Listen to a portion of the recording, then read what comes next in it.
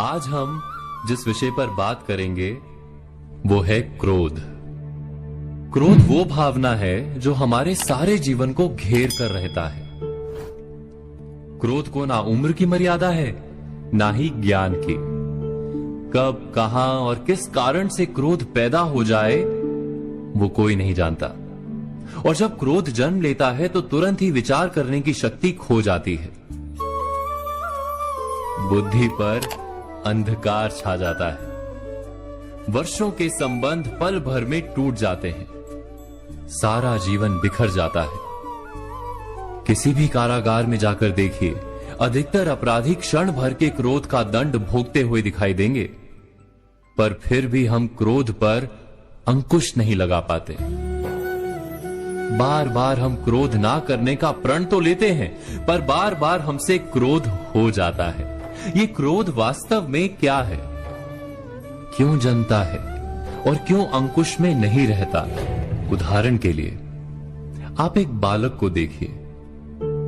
उसे किसी वस्तु की इच्छा होती है और उस समय अगर उसे वो नहीं मिलती या कोई उसे भयभीत करता है तो वो प्रतिक्रिया देता है। बालक की प्रतिक्रिया क्रोध है, क्योंकि बालक निर्बल है, निसहाय है। बालक अपनों से बड़ों को अपने वजूद का एहसास, अपने अस्तित्व की प्रतीति करवाने का प्रयास करता है क्रोध के माध्यम से। बड़े होने पर भी हम क्या ऐसा ही नहीं करते? क्या क्रोध हमारे भीतर बैठे बालक का प्रतिभाव नहीं? अर्थात क्या क्रोध वास्तव में केवल बालक जैसे व्यवहार का नाम नहीं? जब अहंकार को घाव होता है, जब भय लगता है, जब कोई वस्तु हमें प्राप्त नहीं होती, तब हमें क्रोध आता है, ठीक किसी बालक की भांति।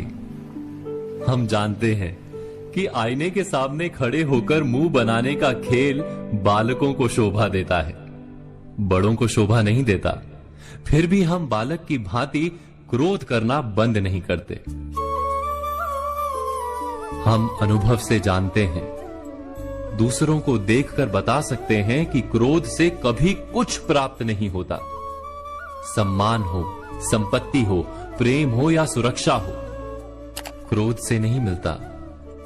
मिलता है तो प्रयासों से, कार्य करने से, बुद्धिपूर्वक विचार करने से। मनुष्य मात्र अपनी आदतों के अनुसार ही जीता रहता है। क्रोध भी आदत बन जाती है।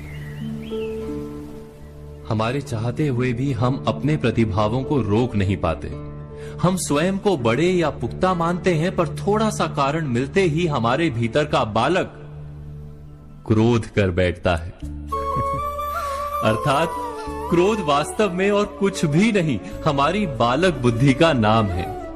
जैसे ही हम इतना स्मरण में रखें कि हम बालक नहीं, बालक जैसा व्यवहार हमें शोभा नहीं देता, वैसे ही क्रोध स्वयं ही बंद हो जाता है। क्या ये सत्य नहीं? इस पर विचार मनन अवश्य कीजिएगा।